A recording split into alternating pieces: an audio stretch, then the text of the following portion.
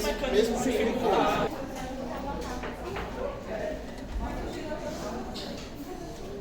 Bem-vindos. Espero que vocês tenham comido, descansado, estejam bem renovados.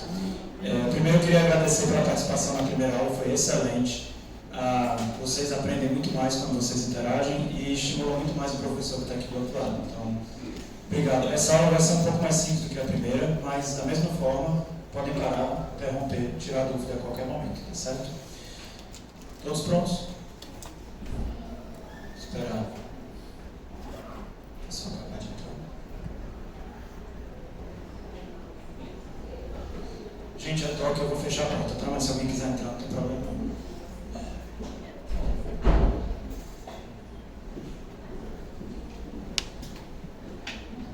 Certo, então, agora a gente vai falar um pouquinho sobre trauma crânioencefálico, famigerado TCE, e eu vou começar falando um pouco sobre a importância, por que a gente estuda TCE, falar sobre a fisiologia do sistema nervoso central e dos mecanismos de manutenção da placenta craniana, a abordagem inicial do TCE, que acho que é a coisa mais importante que vocês aprenderem, classificação e, finalmente, algumas dicas básicas sobre tratamento. Então, a importância do TCE é que, nos Estados Unidos, cerca de 1.700.000 casos por ano de TCE acontecem. Desses, 52.000 pessoas morrem por ano por TCE nos Estados Unidos. Talvez ainda mais importante, porque essas mortes estão relacionadas a pacientes que chegam à internação, os pacientes que morrem no pré-hospitalar, 90% têm TCE grave. Tá? Então, às vezes, não é o TCE a causa imediata do óbito, mas 90% dos pacientes que não chegam ao hospital têm um TCE grave associado. 10% de todos os TCE são graves, e vocês estão vendo que 52.000 morrem por ano nos Estados Unidos, mas quase o dobro fica com incapacidade permanente. Então, os americanos eles estudam profundamente TCE. Eu não sei se vocês viram aquele confronto de gigantes, duelo de gigantes, que é do futebol americano, com o Will Smith, não sei se alguém chegou a ver. Eu não vi ainda, mas é bem interessante, assim, o foco que eles dão a trauma crânioencefálico é muito maior do que o nosso.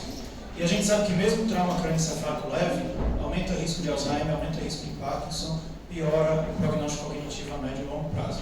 Então, acho que todos nós, no nosso dia a dia, eu que jogo futebol, por exemplo, a gente tem que ter cuidado com o TCE. E tem uma coisa bem interessante, que é um negócio que chama double hit. Então, se você leva um TCE e horas depois você leva outro, mesmo que pequeno, isso pode levar a uma edema cerebral catastrófica. Então, se algum de vocês, filho de vocês, criança, não sei nem se alguém aqui tem filho além de mim, mas tiver um TCE, mesmo que leve, proteja esse indivíduo nos próximos dias, porque se ele tiver um novo TCE também leve, ele pode ter uma edema cerebral catastrófica. Nem precisa ficar com tanto medo de botar capacete e tal, mas é bom a gente lembrar, eu tenho 2 filhos, é bom a gente lembrar de proteger, se tiver um TCE, não pode ter mais outro. E aí a gente começa a ver umas coisas meio chocantes. Nessa figura do ATLS, eu não fui procurar na internet para assustar vocês, e acho que quem já foi no JF já viu exposição de massa encefálica alguma vez na vida. E eu trago essa figura para falar para vocês que, quando o paciente chega com TCE, a lesão já está estabelecida. Então a gente não vai conseguir desfazer o tiro que o cara levou na cabeça. O nosso objetivo no TCE é evitar a lesão secundária. E a gente vai ver que tem vários mecanismos de lesão secundária que são mais ou menos evitáveis, tá certo? E esse vai ser o nosso objetivo a partir de agora. Então, o problema do TCE, o maior problema do TCE no paciente que sobrevive à fase inicial é a herniação. E o que é a herniação? Vocês estão vendo aqui uma lesão, um hematoma subdural ocupando espaço. Se vocês olharem com cuidado, vocês vão ver que esse hematoma desvia a linha média e está empurrando essa pontinha aqui, que é o uncus, para cima do mesencéfalo, tá certo? Isso é o que causa o rebaixamento do indivíduo, e quando isso fica mais grave, essa pontinha aqui, que é a torcida cerebelar, comprime o centro vasomotor do bulbo e o indivíduo vai a óbito por herniação.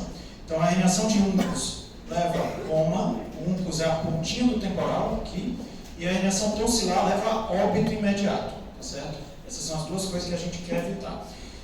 E tudo isso acontece porque o crânio, ele é uma caixa que não se expande, ou se expande muito pouco. Hoje a gente tem estudos, a gente inclusive participa de pesquisa de medir a complacência craniana.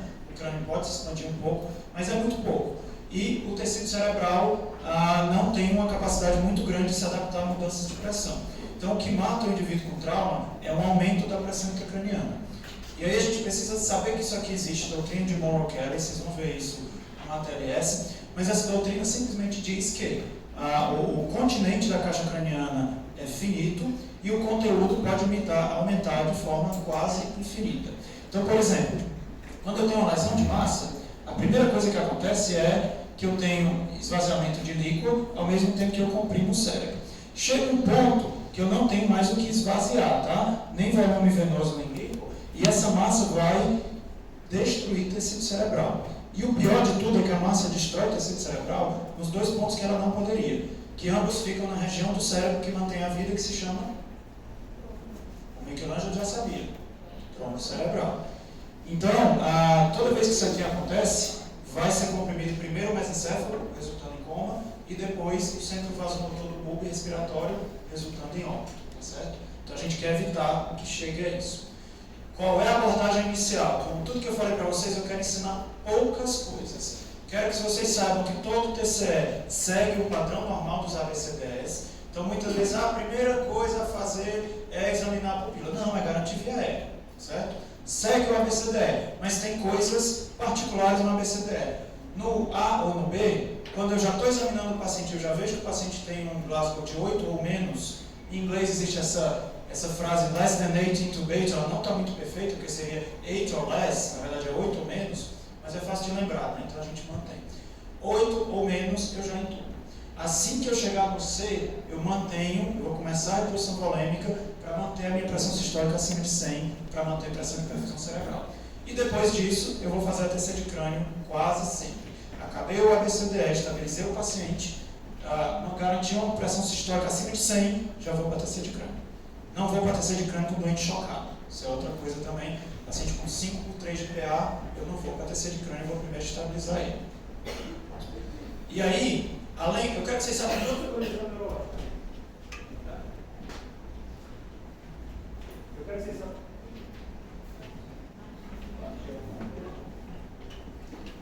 Oi, pronto. Eu quero que vocês saibam duas coisas de exame neurológico aqui. Vocês não são da minha idade, não sei se vocês sabem quem é esse cara. Já viram esse cara? David Bowie, muito bem. Eu quero que vocês saibam duas coisas: escala de coma de Glasgow, que eu vou mostrar para vocês, e pupilas. E pupilas, vocês veem um monte de quadro que tem 6 tipos diferentes de pupila. Apaga aquilo, joga fora. Só quero que vocês identifiquem isso. O que o David Bowie tem? Anisocoria. Só isso que eu quero que vocês saibam. David Bowie teve um TCE? Não, ele brigou com o melhor amigo dele, teve uma lesão no olho, e isso fez com que os olhos dele ficassem de tamanho diferente e de cores diferentes. Quando você tem um Horner muito precoce, muitas vezes a cor da íris muda, tá? Vocês veem que... E ele agradece muito o amigo dele que causou a lesão do olho, porque ele acha que parte do sucesso dele foi por conta da aparência bizarra, dada por olhos de cores diferentes e de pupilas de tamanho diferente. Na vida real, vocês vão ver isso aqui. Vocês estão vendo a anisocoria? Certo? O que esse paciente tem além da anisocoria? Desvio do olho direito para fora. Então, qual é o nervo acometido aí? Abducente. Não, o abducente faz isso. É sempre o contrário. Foi muito boa a sua resposta, mas o abducente é o que está preservado e sem contrabalanço do reto medial. Então, isso é um terceiro. Não, é o terceiro, o oculomotor. Gente, abducente só olha para fora, troclear só olha para baixo e para dentro, o resto tudo é o terceiro. E a pupila é o terceiro, que é o oculomotor, tá certo? Então, quando você tem uma alteração pupilar, isso é um acometimento do oculomotor. Mas quando a compressão é por trauma, geralmente primeiro abre a pupila e depois o olho desvia. Mas depois de um tempo o olho vai desviar, porque isso aqui é uma compressão do terceiro por aquela hernia de umbus que eu mostrei, tá certo? Mais uma vida real, vocês estão vendo aí? Vocês estão vendo a anisocoria? É isso que eu quero que vocês vejam. É uma midríase à esquerda, e vocês estão vendo que esse paciente está entubado nasotraqueal, né? Quando vocês tiverem suspeita de lesão de base de crânio, é contraindicado entubar nasotraqueal, tá certo? Isso é importantíssimo. TCE grave já levanta a suspeita de lesão de base de crânio. Então, eu não sei se ele tinha alguma lesão de língua, às vezes ele deu um tiro na própria boca e disse.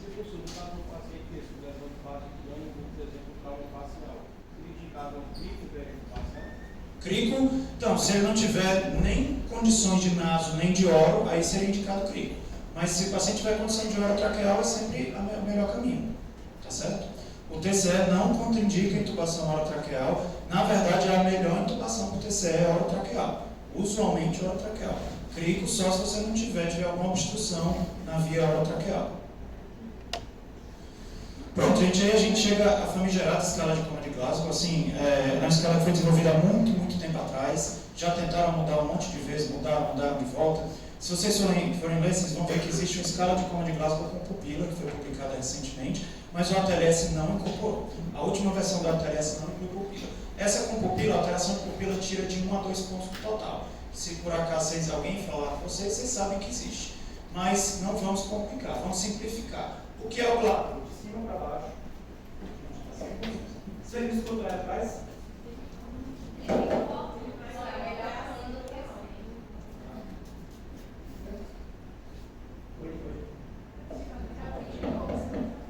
Oi, pronto. Então, escala de Coma de Glasgow. De cima para baixo, 4, 5, 6. De cima para baixo, 4, 5, 6. Olho 4, boca 5, braço 6. Só isso vocês precisam saber. De cima para baixo, 4, 5, 6. Aí, sempre espontâneo ou normal é 4 e o mínimo é 1. Então, às vezes, eu lembro quando eu trabalhava em São Paulo, o pessoal vinha transportar paciente, dizia que estava em Glasgow 0. Aí você já ficava assim, putz. E uma vez o cara transportou, olha, o paciente ficou anisocórico de um lado, depois anisocórico do outro, e agora está anisocórico dos dois. Eu, putz, que coisa, novidade, né? Então, assim, o mínimo é 3, quando ela botar, o mínimo é 3, tá? E o máximo é 15. E o principal que você tem que saber é que é o 8. Por quê? O 8 é o ponto crítico para eu chamar de TCE grave e para eu indicar intubação pelo nível de consciência. O paciente com Glasgow acima de 8, 9, 10, 11 pode ser intubado se ele não estiver mantendo a via aérea. O 8 só vale para intubação por nível de consciência. Tá certo? Vamos em frente. Então, em português, tá? Abertura ocular espontânea 4. Aí, eles diminuíram o número de palavras. Então é só assim, ó. Espontânea 4, som 3, dor 2, ausente 1. Espontânea, som, dor, ausente. Verbal, uma palavra. Orientado, confuso, palavra, som, ausente. Fala, som de compressivo, som. Palavra, isso não é, palavra. Tá bom? Então, orientado, confuso, palavra, som, ausente. Motora, uma. Obedece, localiza, flat, flexão anormal, extensão. Obrigado. Obedece, localiza, flat, flexão anormal, se quiser transformar em uma palavra, decorticação, extensão ou descerebração e ausente. Tá certo? A escola de Coma de Glasgow não adianta eu ficar repetindo aqui, eu vou dar alguns casos para a gente treinar, mas o ideal é que vocês treinem um pouquinho em casa. E uma coisa que eu tenho que falar para vocês é assim: eu coordeno a enfermaria de neurologia e a residência do Hospital das Clínicas. Eu não uso escala de Coma de Glasgow fora de trauma, mas na cidade é usada amplamente, tá certo? Então, vocês têm que saber, às vezes tem um AVC e vão passar a escala de Coma de Glasgow, mas essa escala foi validada para trauma. Se perguntarem para vocês, para que serve a escala de Coma de Glasgow? Avaliar nível de consciência em trauma. E a definição de coma não tem nada a ver com a escala de Coma de Glasgow. Geralmente, o paciente em coma vai estar em Glasgow 8 ou menos. Mas o que é coma? Vocês sabem? É uma definição de 2 linhas. Coma é um estado de arresponsividade ao meio ambiente, de olhos fechados e que o paciente não é despertável por estímulos. Certo? Por quê? A responsabilidade ao ambiente de olhos fechados. O que pode ser? Eu tinha isso há pouco tempo atrás, eu estava assim. Sono. E responsividade ao ambiente. Não desperta com estímulo de olho aberto. É o quê? Estado vegetativo. Tá certo? Então, o que é coma? Estado de arresponsividade, de olhos fechados e que não desperta aos estímulos. Isso é coma. Tá? Geralmente é um Glasgow de 8 ou menos, mas não obrigatoriamente. Eles mudaram para flat, tá? Porque não precisa, dependendo do lado que você fizer, ele vai em direção à lesão. Se eu fizer um estímulo aqui, às vezes ele vai em direção à lesão. Contanto que não seja uma flexão anormal, é 4. E o que é flexão anormal? Postura de decorticação. Extensão anormal, postura de descerebração. Tá certo? Então eles usaram isso para simplificar. Não está errado se você colocar retirada numa prova, eu considero, pelo menos. Mas assim, o mais usado hoje é flexão, ou flexão normal, enfim. Vamos lá. E aí, importantíssimo vocês entenderem classificação, porque toda a conduta se baseia em classificação. O TCE leve vai de 13 a 15 de Glasgow e tem 3% de mortalidade, bem baixa. O TCE moderado vai de 9 a 12 e já tem quase 10% de mortalidade, já é bem alta. O TCE grave é o paciente que tem que ser entubado, o paciente que está em coma, geralmente, e tem uma mortalidade de 40%. Quase metade dos pacientes que têm TCE e chegam em coma morrem. Tá? Então, isso poucas doenças na medicina você tem uma mortalidade tão alta. E aí é importantíssimo, isso é uma pergunta recorrente, tem muita discussão, às vezes até na mídia, quando fazer TC no TCE? A minha resposta é quase sempre, pelo menos se o paciente chegou até a emergência. Vocês vão ouvir muito assim, a irmã de vocês, a prima de vocês, uma tia que mora fora, dizer que o menino caiu e bateu a cabeça, é para fazer TC ou não. Isso é outra história. Eu estou falando do paciente que veio à emergência com TCE. O paciente veio à emergência com TCE documentado, quase sempre vai fazer TC. É mais importante a gente discutir quando não pedir. Por quê? Você só pode pedir se for um TCE leve, que evoluiu para Glasgow 15 após 2 horas e não tem perda de consciência, não tem amnésia, não tem uso de anticoagulante, não tem suspeita de fratura, não tem vômitos, não tem idade maior de 65 anos, não tem mecanismo perigoso, que é qualquer colisão de auto, de moto, acidente esportivo, cair 5 degraus de escada, e não tem uso de álcool nem nenhuma outra substância. Quem é esse paciente? Eu digo que esse paciente é a lenda. Esse paciente não vai para uma emergência, tá certo? Então, de regra geral, se o paciente chegou na emergência para vocês com TCE, ele vai fazer uma TC de crânio logo após ter a sua via aérea estabelecida e a sua pressão sistólica acima de 100. E aí, eu posso ver isso na neuroimagem. Eu trouxe para vocês aqui as lesões mais comuns. Essa primeira lesão é um hematoma extradural ou epidural. Ele tem um formato de lente, tá? Do outro lado eu vejo um hematoma subdural, ele tem um formato de meia-lua. Aqui eu vejo uma contusão hemorrágica, é uma lesão dentro do parênquima. Essa região aqui é no frontal basal. E aqui eu vejo uma contusão hemorrágica nos núcleos da base com hemoventrículo, que é sangue no ventrículo. Vocês conseguem ver que tem um nível branquinho dentro do ventrículo, tá? E uma que não está aí, mas que também pode acontecer, é hemorragia subaracnoide traumática, HSA traumática. Vou falar muito pouco sobre algumas dessas complicações cirúrgicas. O hematoma subdural é o mais comum de todos, ele é tão comum que ele está presente em 30% dos traumas graves. Isso é muito, tá? Ele é mais comum em idosos, porque ele decorre de sangramento venoso. No idoso o cérebro atrofia e as veias esticam, porque o cérebro atrofia.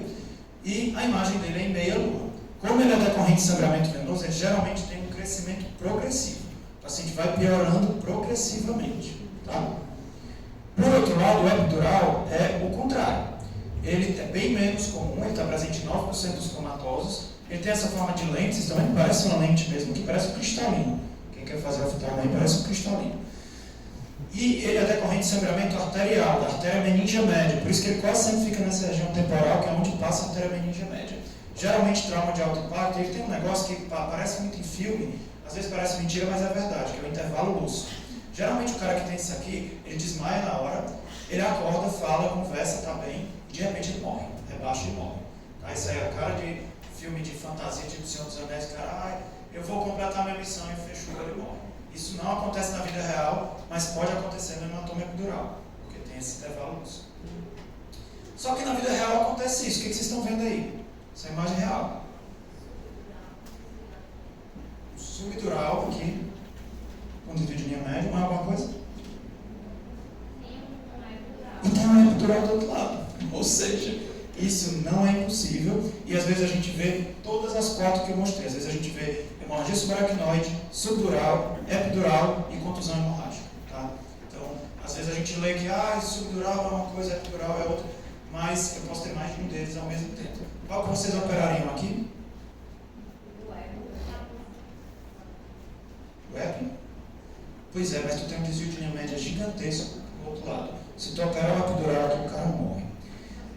Assim, idealmente, ele é bem pequenininho esse epidural, né? Idealmente você tem que operar o subdural e às vezes até que fazer uma cranectomia descompressiva, porque vocês estão vendo que o desvio de linha média é bem maior do que aqui é uma região meio cistada, mas do que a média do tamanho do hematoma. E aí, se vocês virem com calma, esse hemisfério está todo edenanciado. Não sei se vocês conseguem ver isso. Aqui eu tenho divisão substância cinzenta e substância branca, aqui eu não tenho. Está tudo um cinza meio igual. Então, esse edema hemisférico, provavelmente eu teria que fazer aquilo que eu faço no AVC, uma craniotomia descompressiva, para deixar esse cérebro herniar para fora. Isso nunca vai ser problema de vocês, isso é problema do meu cirurgião. Só para vocês terem uma ideia que na vida real nem sempre é tão simples.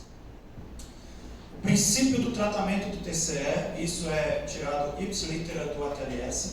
Se o tecido cerebral tiver tempo e condições, ele pode se recuperar na grande maioria das vezes. O que você quer é proteger o tecido cerebral de herniação e de lesão secundária para que ele se recupere sozinho. Não existem estratégias neuroprotetoras confirmadas no TCE. Já se tentou hipotermia, já se tentou um monte de medicação. Não existe. Isso aqui é neuroproteção. Não é bem verdade. Tá? Você deve minimizar edema e evitar lesões secundárias. Como que eu faço isso? Primeira coisa, corrigir a anticoagulação. Todo paciente com TCE que esteja anticoagulado deve ser voltado para o INR normal ou suspensa a anticoagulação se é alguma medicação que não mexe com o INR. E revertida. Tá? Fluido intravenoso, como eu falei, sempre com o alvo de uma PA sistólica acima de 100. Se o paciente tiver uma PIC, que é a pressão intracraniana muito alta, pode ser que eu precise de uma PA sistólica mais alta para manter a pressão de perfusão cerebral. Isso é coisa de neurointensivismo, não é para vocês. O mínimo é PA sistólica acima de 100. Vocês têm aula de neurointensivismo com o Diego, que é ótimo, ele vai falar sobre isso.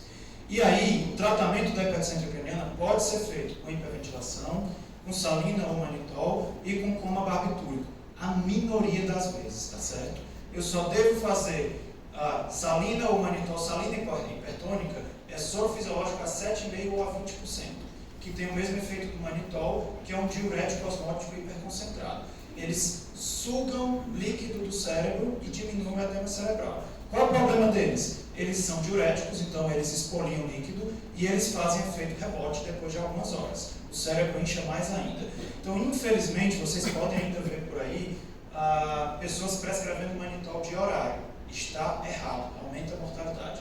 Manitol deve ser feito quando? Quando o paciente está em iminência de herniação. Aí eu já mostrei para vocês como é que eu sei clinicamente que o paciente está em iminência de herniação. A pupila abriu. Tá? Então eu devo fazer essas medidas salvadoras quando a pupila abre até chegar no centro cirúrgico. Tá? Não adianta, manitol não trata TCE. Manitol é uma medida desesperada para eu preservar o cérebro enquanto eu resolvo o problema original do paciente. Caso a hipertensão intracraniana seja refratária a tudo, eu posso induzir o coma barbitúrico. Por isso vocês veem muito, fulano sofreu um acidente e está em coma induzido.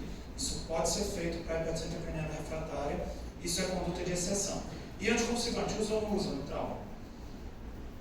Não, só se convulsões. Tá? Vários estudos demonstraram que pacientes que têm trauma, até trauma grave, que usam anticonvulsivante profilático, têm um pior desfecho cognitivo. Muito pior. Então eu só uso anticonvulsivante se tiver convulsão. Alguns casos de hemorragia subaracnoide, apesar de discutível, quando você não consegue monitorar o paciente bem, você pode fazer um anticonvulsivante profilático. Isso é totalmente off-label e se cair na prova, só usa anticonvulsivante se tiver convulsão. Tá certo?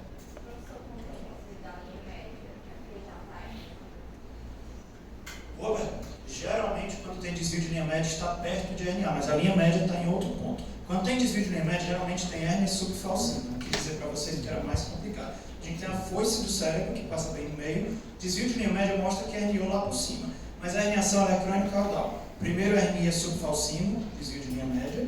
Depois a hernia uncus, terceiro. Depois a hernia tonsila, morte. Isso é o caminho da herniação cerebral. Tá certo? Quando tem muito desvio de linha média, provavelmente vai herniar. E aí você pode até, tem um desvio de linha média enorme e tal, eu vou fazer um bolos de manitol ou de salina, fazendo bolos, monitorando pressão e monitorando pupila até o indivíduo ir para o centro cirúrgico. Porque não pode... Anisocoria ou às vezes por medidas indiretas. Eu tenho uma medida de PIC, que é a pressão intracraniana normal até 20, 25. A PIC está em 40. Eu posso fazer manitol salgadão para baixar essa PIC enquanto eu resolvo o problema. Tá certo? O que eu não devo é, tempo subdural, deixa manitol de horário e depois eu vejo se opera ou não. Isso aumenta muito a mortalidade. Não é tratamento.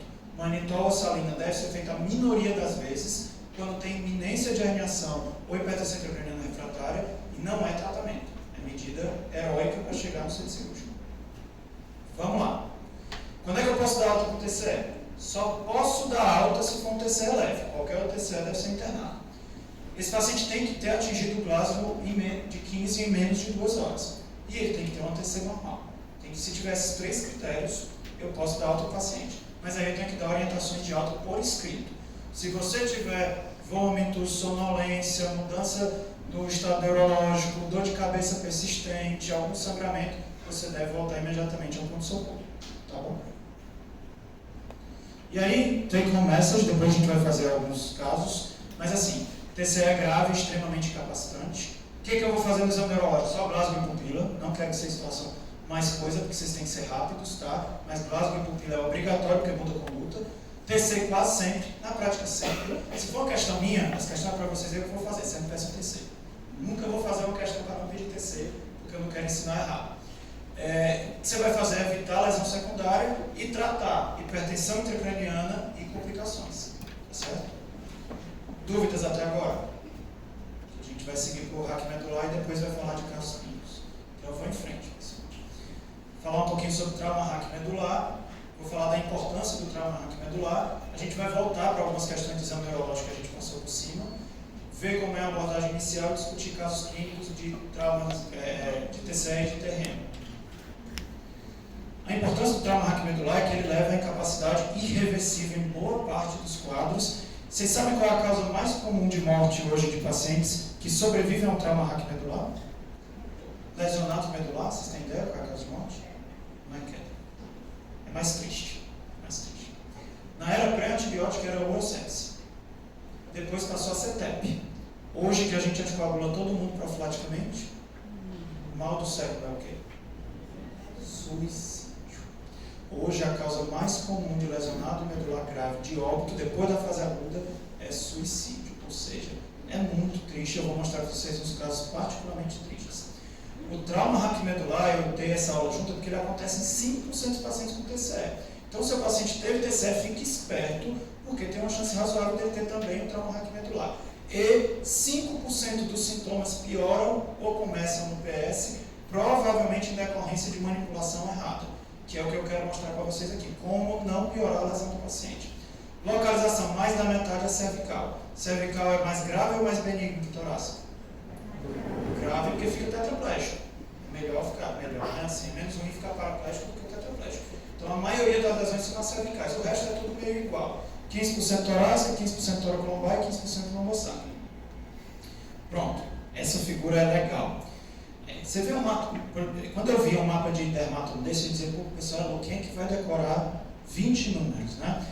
Não decorem 20 números, vamos para os pares onde interessa. De 2 a 2, começando por T2. T2, ângulo de Louis. Se vocês quiserem apontar em vocês, é legal. T2, ângulo de Louis. T4, que é o ângulo manubro external. T4, linha intermamilar. A gente vai ponto por ponto. T6, apêndice tifoide. Começo onde as costelas se dividem. T8, rebordo costal. T10, umbigo. T12, acima da crista ilíaca. Se vocês quiserem lembrar 2 desses, vai. T4 é mamilo, T10 é umbigo, já está ótimo, certo? Então isso é importante vocês lembrarem. No braço, um monte de coisa, mas se quiserem ficar com uma coisa a mais, dedão é C6, lembrem que a posição anatômica é assim, polegar é C6, dedo do cotoco é C7, dedo mínimo é C8. C6, C7, C8, C6, C7, C8. E aí existem os biótomos, eu tinha falado para vocês, dermátomo é pele, biótomo é músculo. Então, desculpa. Miótomos, membro superior, C5 deltoide, C6 bíceps, C7 tríceps, C8 antebraço. Na ordem, deltoide, bíceps, tríceps, antebraço. Na perna, L3, L4 extensores, L5, S1 dorsiflexores, S1 flexão plantar. Não precisa decorar isso não, tá? No braço tem uma dica legal. Ombro C6, ombro C5, cotovelo C6, punho C7, dedo C8, intrínseco da mão T1. Tá? Então, C5, 6, 7, 8, T1. Tá? De cima para baixo. Isso, quando ele não mexe. Isso é quem mexe, né? Se ele não mexe, a lesão está nesse nível. Então, temos um homem de 23 anos, há 12 horas, isso é um caso real. Esse caso eu atendi no hospital de São Bernardo, em São Paulo.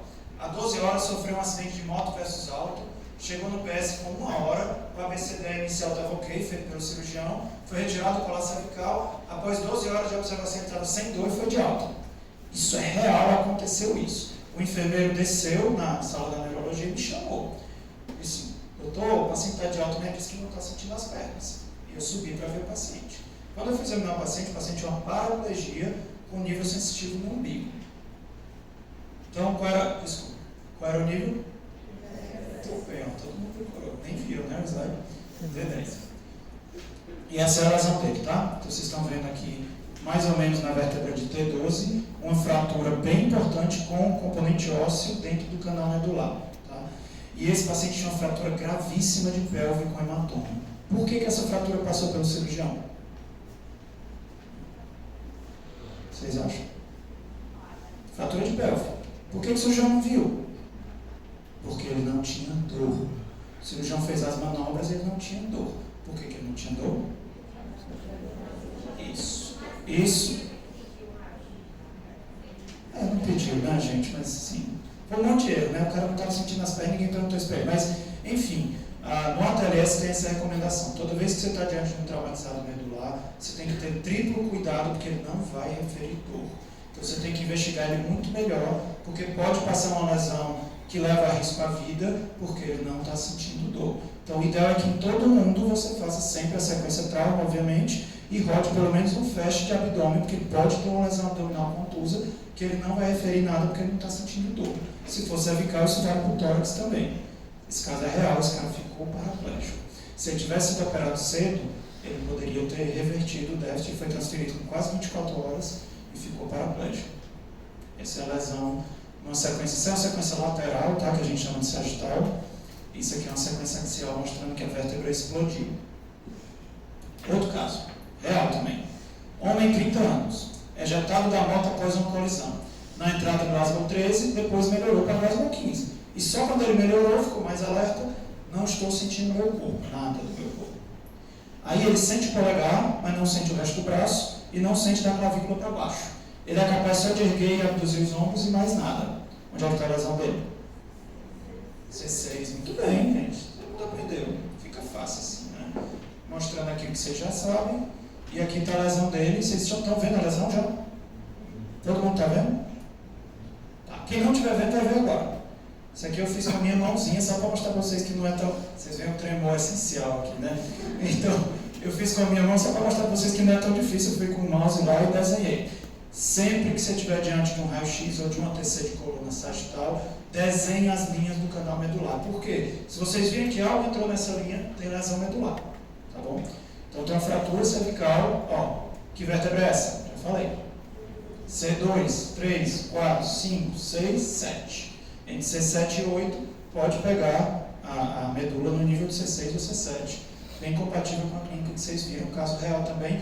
Interessante que tem uma fratura dos processos espinhosos aqui, ó, mas isso não causa nada, né? O que causa é o deslocamento da linha anterior para dentro da medula. Bom, como é que eu abordo esse caso? Todos esses. Proteção da medula. Avaliar se tem lesão instável e proteger a medula. Esse é o meu objetivo. TC ou raio-x antes de tirar o colar cervical, sempre, eu já falava. E lembrar, você tem que fazer uma TC, faz da coluna toda, porque 10% tem outra fratura. Então, qualquer um daqueles que eu mostrei, eles têm 10% de chance de ter outra fratura ao longo da coluna. Aí você faz sua cervical, que é onde o paciente tem dor, o mecanismo do trauma, e você perde outra na torácica, tá? Sempre virar em bloco, eu não vou mostrar a manobra para vocês devem ter visto. Se vocês quiserem entrar no YouTube, tem mostrando como vira em bloco com 3 ou 4 pessoas, tá certo? Pronto, aí essa é a regra Nexus, tem mais de uma regra para quando tirar o colar cervical. Essa Nexus eu acho mais legal, tá? Então você tem que garantir que o paciente tenha tudo isso. Não pode ter dor na coluna, não pode ter intoxicação, se ele estiver alcoolizado já deixa o colar. Tem que ter um nível de consciência normal, não pode ter nenhum déficit neurológico focal, você tem que examinar força e sensibilidade nas pernas agora. E não pode ter uma lesão muito dolorosa que distraia você do exame. Se tiver qualquer uma dessas coisas, eu deixo o colar cervical até radiografia ou TC. De preferência TC se eu não tiver acesso à radiografia. Se tiver tudo isso não, aí eu posso tirar o calo cervical já. Por quê? Porque deixar muito tempo com o calo cervical é doloroso e pode prejudicar a respiração. Tá bom? Então, manter o calo cervical, se, aí eu tentei colocar em português o nexus. Neurológico alterado, etanol, claro que vale para outras intoxicações, extrema gravidade, ultra rebaixado, qualquer rebaixamento do nível de consciência, ou espinha dolorida. Qualquer uma dessas coisas eu devo manter o calo cervical até a imagem. Na dúvida mantém, tá? E aí na radiografia ou na TC eu vou avaliar essas linhas, tá? A linha anterior da coluna, a linha posterior e a linha mais posterior do canal medular. O que me interessa em trauma raquimedular? Só aqui, porque a medula está passando aqui, certo? Vocês estão vendo aqui a imagem normal e aqui a imagem marcada. Essa marcação vocês podem fazer vocês mesmos, colocar uma coisinha lá ou desenhar mesmo. Certo? E aqui uma tomografia, vocês veem que é parecido, mas essas são as linhas que eu fiz e vocês veem como isso deixa muito claro, porque essa lesão é muito grave, mas se fosse só uma pontinha, a linha poderia ter me ajudado. Então, sempre lembrem de traçar as linhas. E essa lesão, hein, vocês estão vendo aí? O cara foi partido no meio e ficou vivo, olha só, preso só pela pele. Isso é um eletricista, caso real do JF, um eletricista que estava trabalhando bem alto.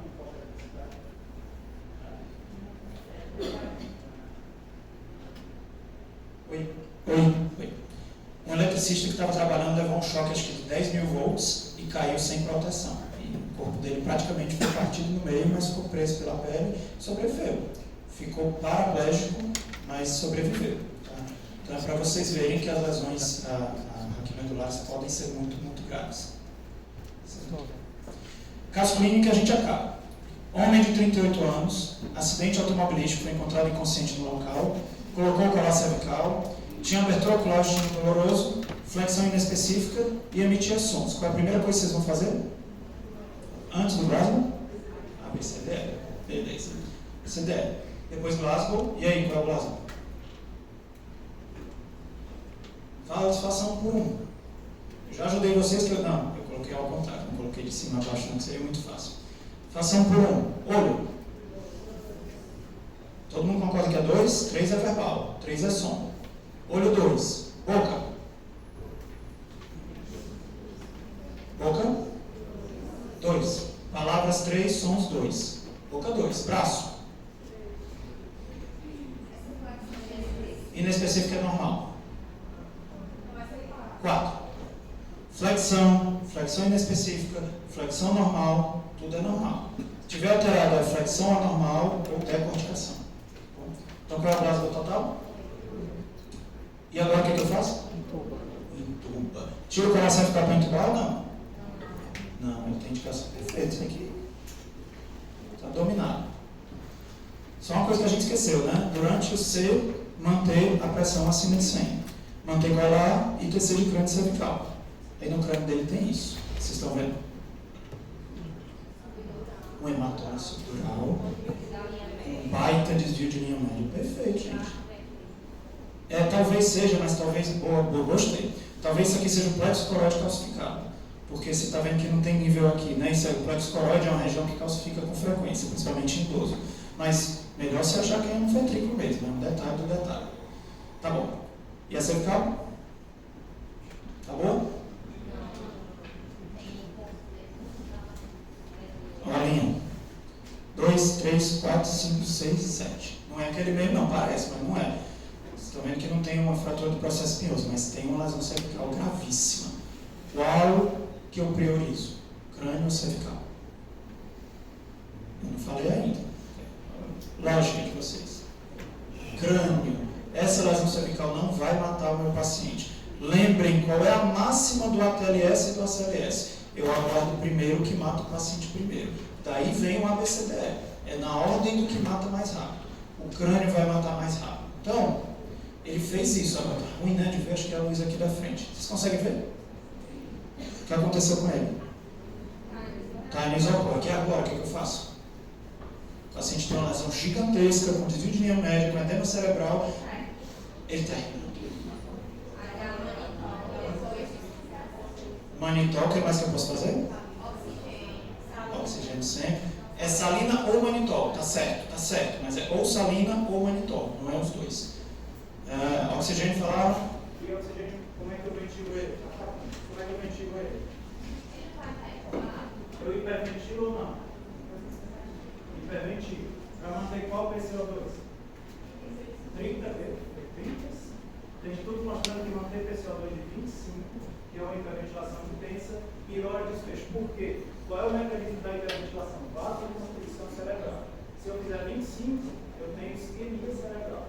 Então, eu hiperventilo para manter PCO2 de 25, ele já está entubado, faço manitol ou salina hipertônica, olhando a pupila, que a pupila tem que fechar, e ela fecha, tá? Já tem várias vezes a pupila fechada, encaminha ele para onde? Cirurgia. PAS maior que 100, pupila fechada e cirurgia, tá certo? Tá vendo a mão? E aí? É isso que vocês falaram, perfeito. Então, take home message, o trauma raquimedular é extremamente capacitante, não deixar passar, principalmente se tem que estabilizar alguma. Usar o balanço cervical quase sempre, usar as regras NEST para tirar, eu mostrei para vocês.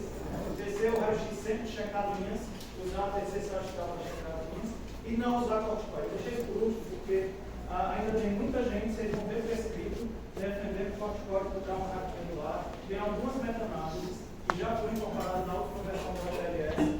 Não deve usar corticoide para trauma raquimedular. Aumenta a mortalidade e não tem benefício. Então não deve fazer corticoide pelo